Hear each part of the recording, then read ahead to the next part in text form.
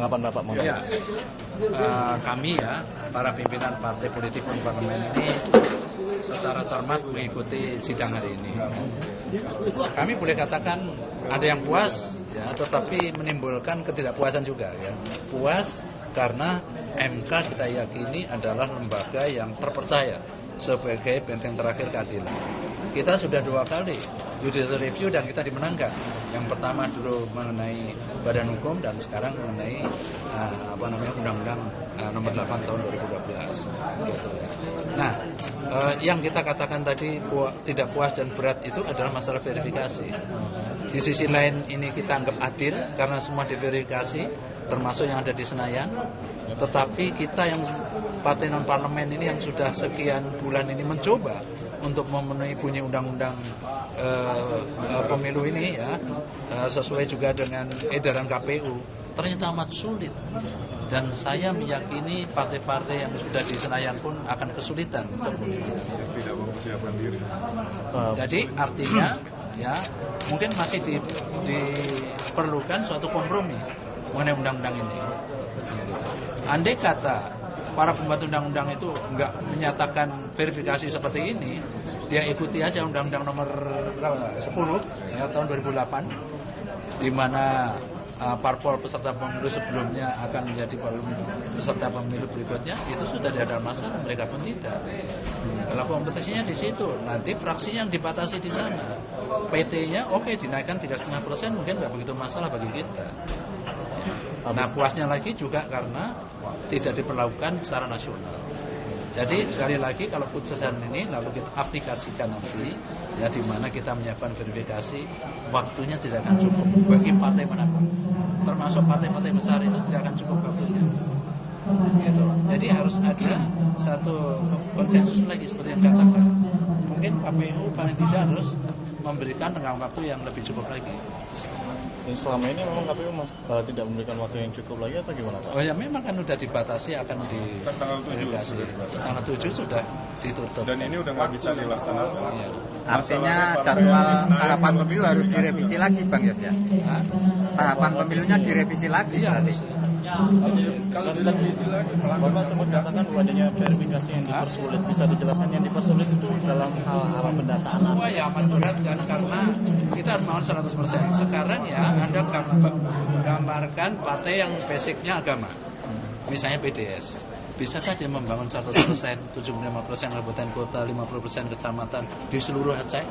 Bisa nggak? Kita sudah bisa bayangin itu nggak akan bisa. Partai basicnya Islam, mayoritas agama di Indonesia. Belum tentu dia bisa membangun 100% di Papua ya, sebelumnya kabupaten kota 50% di atau di Sulawesi Utara yang mayoritasnya non Muslim. Dia akan kesulitan. Bisa mengatakan karena kita sudah pilih Indonesia. Kita sudah mencoba untuk menunda itu, sulitnya luar biasa. Dan waktu sungguh tidak akan cukup untuk menunda. Apalagi selamat rumit, sangat rumit. Ya kriteria yang diajukan. Misalnya harus ada KTA 1000 tiap kabupaten kota atau 1/1000 jumlah penduduk. Itu disertai KTP nomor Indo. Sedangkan di Papua banyak orang tidak mempunyai KTP. Bagaimana itu Pak? Jadi ini adalah masalah kita semua, masalah nasional. Kalau kita tidak evaluasi, tidak ada konsensus yang win-win solution, ya ini akan kacau. Berarti akan kacau. Menciptakan kerawanan Bang. Ya udah pasti. Kan gitu. Bagaimana kita mau memenuhi kriteria atau ketentuan itu dengan waktu yang amat sempit? Bukan kita aja, sekali lagi partai-partai yang ada di Senayan pun akan mulai kesulitan. Ini apa temanya lalu? Ini namanya senjata makan tuan. Betul nggak? Ini tadinya kan ini ingin untuk membunuh partai-partai kecil-kecil ini kan, yang akhirnya juga senjatanya mengenai diri sendiri. Berarti setelah ini nanti ada langkah menemui KPU untuk menyampaikan beberapa. Tentu kita akan memberikan masukan kepada mereka kan. Ini kan untuk kita semua. Kalau dipaksakan nggak bisa, nanti pemilu nggak bisa dilaksanakan. andai kata bisa dilaksanakan ya mungkin 2-3 parpol aja yang bisa ikut. Ada juga yang menarik dengan keputusan ini semua harus verifikasi. Artinya nanti pemilu mendatang semua harus verifikasi juga. Jadi nggak bisa maju mundur. Ini standar. Standar bahwa tiap 5 tahun ada verifikasi. Permanen. Jadi kalau nanti 5 tahun lagi berubah lagi berarti MK mengatur sistem atau undang-undang itu diterapkan secara tidak konsisten. Berarti untuk pemilu tahun ini berarti tidak bisa mengikuti ini, Pak. Dengan kata lain, dengan adanya waktu yang sempit ini, apa kita akan masih bisa? Iya, sebagian besar nggak akan bisa. Saya bukan mengecilkan hati teman-teman ya, saya sudah mencoba. Betul. Betapa kesulitan yang akan kita hadapi dengan memenuhi persyaratan nanti. Termasuk Partai Senayan. Tapi KPU berani nggak menggagalkan Senayan ikut pemilu? Oh, itu dia Mas.